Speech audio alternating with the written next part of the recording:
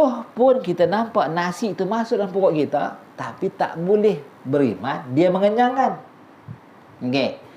Begitulah sungguh pun kita nilah yang berusaha daripada benih sampailah berbuah pokok tu dari usaha kita. Tapi kita tak boleh nampak yang tu hasil dari kita. Sungguh pun kita bernikah, kita tak nampak anak itu adalah hakikatnya hasil dari kita, tapi dari ketentuan Tuhan ke tak? Dia kehendak Tuhan. Nampak lagu tu? Baik. Jadi timbullah i'tikad perbuatan usaha ikhtiar ada pada hamba tapi tidak boleh memberi bekas. Adakah hanya i'tikad ni yang dikatakan sebenar? Tak ada jalan lain lagi dah? Maka dalam kitab Bidayatul Talibin ila Ma'rifati Rabbil Alamin menjelaskan ada lagi selain daripada apa yang difahami oleh kaedah Asy'ariyah wal Maturidi, iaitu yang difahami oleh ahli kasyaf. Maka kita nak lihat ahli kasyaf tu nampak macam mana. Ahli kasyaf ni arif billah lah. Maka dia kata dekat sini, maka yang dikatakan ahli mazhab ahli kasyaf itu iaitu mazhab ahli sunnah wal jamaah pada tasawuf. Kan kita ada ahli tasawuf kan. Maka ulama tasawuf pun membahas juga hal ni, iaitu disebut sebagai ahli kasyaf, firqah ahli kasyaf ini, iaitu telah mengiktikad dan musyahadah sekalian mereka itu akan bahawasanya Allah Ta'ala ialah yang berbuat segala perbuatan ittirari, ada ia, atau ikhtiari, usaha ikhtiar, ada ia ittirari, atau ada ia atau ikhtiari, baik ia atau jahat, dan tiada bagi hamba itu satu perbuatan sekali-kali. Beza dia di Asy'ariyah, ada perbuatan pada hamba tapi tidak berkah. Dalam ahli kasyaf tak ada perbuatan apapun yang boleh dikaitkan dengan hamba, sekalipun ikhtiari dan ittirari. Ittirari macam telinga kita jadi, bukan atas ikhtiar kita kan, jadi telinga ni. Ataupun kita macam mimpi, tu bukan ikhtiari, tu ittirari. Bolehkah malam ni kita nak mimpi bertemu dengan Piramli? Tak boleh kan. Dia terjadi tu dalam bentuk ittirari. Tidak kita dalam usaha begitu. Maka sama ada bentuk ikhtiari atau ittirari, tidak terhinggap pun pada hamba. Maksudnya tak boleh diyakini itu perbuatan hamba. Tak ada, dia kata, tak ada perbuatan hamba sama sekali. Sama ada pada pihak zat mereka itu atau pada pihak kuat yang dijadikan dia pada mereka itu. Diri mereka pun bukan milik mereka. Perbuatan yang lahir daripada yang pilihan mereka pun bukan pilihan mereka sebenarnya. Begitu Dan tiada pula baginda usaha dan ikhtiar. Tak ada nama usaha pada hamba, tak ada nama ikhtiar pada hamba dengan perbuatannya itu. Habis nak macam Jabariyah tak? Jabariyah kan?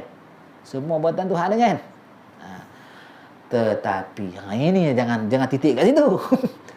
Tetapi ini akidah yang sebenar ni, yang juga tergolong dari ahli sunnah wal jamaah. Tetapi kepada hamba itu hukum dan sandaran jua, dengan makna bahawasanya Allah Ta'ala telah menghukum ia atas hamba dengan berbuat itu perbuatan. Kita ulang balik. Tetapi kepada hamba itu hukum. Maksudnya Allah hukumkan hamba sembahyang. Aqimus salah. Kamu diwajibkan melaksanakan sembahyang. Maknanya bila di situ nak mengikat hukum syarak. Tetapi yang ada hanya pada hukum kita diwajibkan sembahyang. Diri kita yang buat tak ada. Diri kita yang buat sembahyang tu bukan perbuatan kita. Hanya pada hukum sahaja. Tapi kita sebenarnya tak ada perbuatan. Boleh pada hukum. Dan sandaran saja, disandarkan kamu berdosa. Disandarkan kita berdosa. Sebab apa kita tinggal sembahyang? Disandarkan kita berdosa. Sebab apa? Sebab disandarkan kita tinggal sembahyang. disandarkan sahaja, bukan sebenar-benarnya begitu. Demikian perbuatan itu kepadanya, kerana hamba itu tempat zahir perbuatan Allah Ta'ala yang ikhtiari. Kenapa disandarkan? Sebab Allah berikhtiar menjadikan sembahyang atas rupa perbuatan hamba. Bukan hamba tu ada daya upaya dan mengatur apa yang dia kehendaki, tapi Allah lah yang ada daya upaya mengatur iradatnya dan jadikan segala dengan kudratnya atas rupa hamba atas rupa perbuatan hamba.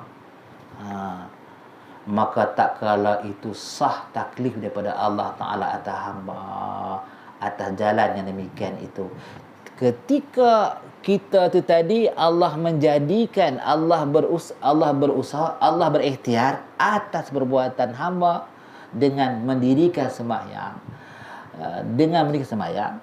maka ketika tu sahlah disandarkan hamba yang sembahyang dan masuk ke syurga. Sahlah atas rupa, bukannya atas hakikat hamba. Maka rupa-rupa ni yang sembahyang ni masuk ke syurga, layaklah. Tapi kalau hamba tu yakin dengan daya upaya, dia tak ada tu. Daya upaya dia Allah. Maka disebabkan Allah ni tadi berikhtiar dengan iradatnya, menjadikan dengan kudratnya atas rupa perbuatan hamba. Maka sebab itulah hamba ni tadi masuk ke syurga. Dengan daya upaya Allah menyatakan atas perbuatan hamba, meninggalkan sembahyang, maka hamba ni layak ke neraka. Itu atas ikhtiar Allah dengan iradat dia tu. Faham macam tu salahkah atau sesat? Nampak macam tu salahkah atau sesat? Tidak salah dan tidak sesat. Maka inilah yang dituntut kepada kita ketika masuk dalam lapangan ahli kasyaf atau membahaskan al-fana fillah dengan pandangan dan pemahaman macam ni. Sekarang ni tadi dengan ikhtiar Allah ni tadilah dia menjadikan, dia berkehendak dengan iradatnya dan menjadi kudrat dia, terbacalah kitab ni. Bukan dengan daya upaya seseorang selain dia. Kalau si pembaca nampak lagu tu, si pendengar pun nampak lagu tu, wali Allah lah kita ni. Orang yang tengah wahdaniatkan Allah sekarang ni, orang yang sedang asyhadu alla ilaha illallah. Bukan di mulut tapi dengan penuh muraqabah, dipanggil setiap lintasan tu. Hal keadaan tu tadi menghadirkan Allah. Yang inilah yang dikehendaki. Jadi dalam hal yang macam ni, akidah yang macam ni, hal yang macam ni adalah hal yang menyelamatkan, sehabis-habis menyelamatkan kita. Bukan sekadar kita kata la ilaha illallah, bukan sekadar kita meyakini makna tu, malah kita menghidupkan makna tu, tidak ghaflah. Kan asal redha nafsu tadi ghaflah tu, ghaflah daripada makna tu lah tu. Kita okey dah, kita beriman, tapi kita tak langsungkan apa yang kita, tak amalkan apa yang kita iman tu. Habis kita dalam keadaan apa? Ghaflah. Seandainya tu berdarah daging ghaflah tu, barangkali kita musyrikin. Yang ni yang jadi isu. Jadi untuk pengetahuan kita, bila kita faham ada mazhab ahli sunnah wal jamaah yang ahli kasyaf ni, maka barulah kita boleh membahas tentang melihat dengan mata hati. Maksud tadi redha, jangan kamu tengok semua selain daripada Allah tu, tengok Allah tu tadi dalam konteks hati tu lah. Pandang macam tu. Jadi kalau kita nak baca panjanglah bang, kita ambil poinnya. Nak nampak macam tu. Jadi kalau kita tak nampak macam tu, jadi macam mana? Kita terhijab lah. Jadi sejak tu tadi muncul daripada sebab suka tengok ananiah, kewujudan diri, kewujudan perbuatan diri sendiri.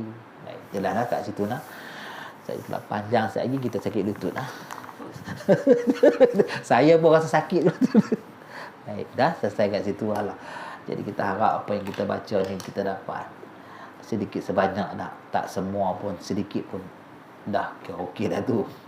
Bismillahirrahmanirrahim. Allahumma inna nas'aluka 'ilman nafi'a wa qalban khashi'a wa amalan salihan. Amin ya rabbal alamin.